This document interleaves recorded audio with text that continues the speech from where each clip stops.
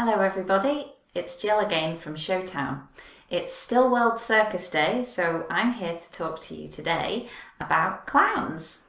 So the two main types of clowns that I'm going to be exploring today are the Auguste clown and the Whiteface clown.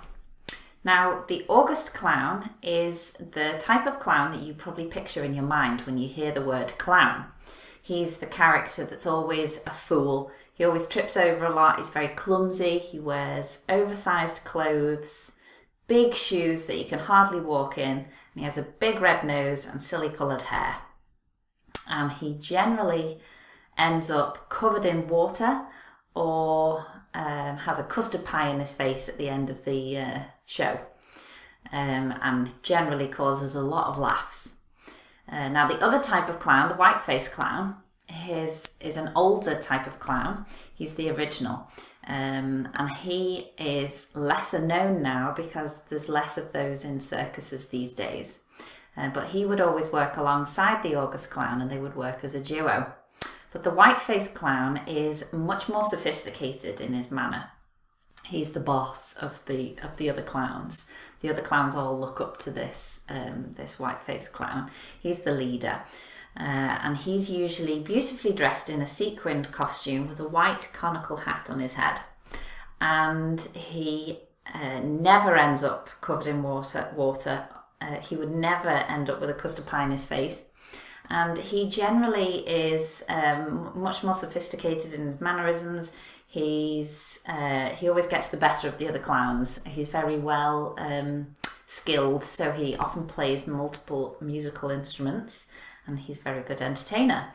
But the two of them usually work as a duo, or at least historically they did. So I'm going to be showing you how to create the Auguste and the Whiteface clown makeup looks, because they're both very different. So first of all, I'm going to show you the makeup design of the Auguste clown. Now, I was copying a clown called Coco the Clown, who was around in the last century. He was very popular and his makeup design is very typical of an Auguste clown. And that involves a neutral or tan skin-coloured base all over the face.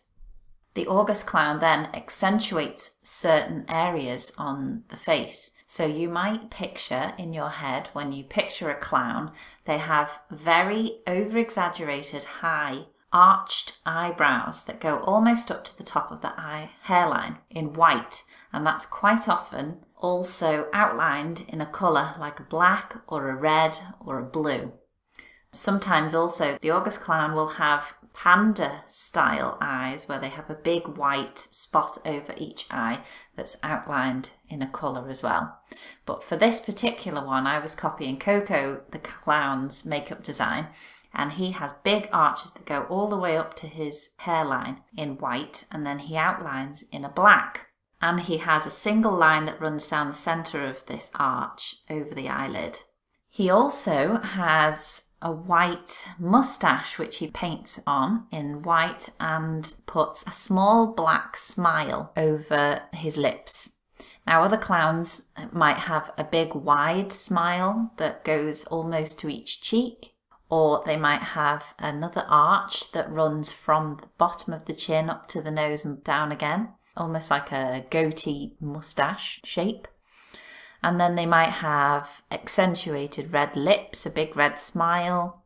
And of course, the main focus of the Auguste clown makeup is the big red nose that they usually build up out of like a putty, which they then attach to the end of the nose and then paint red.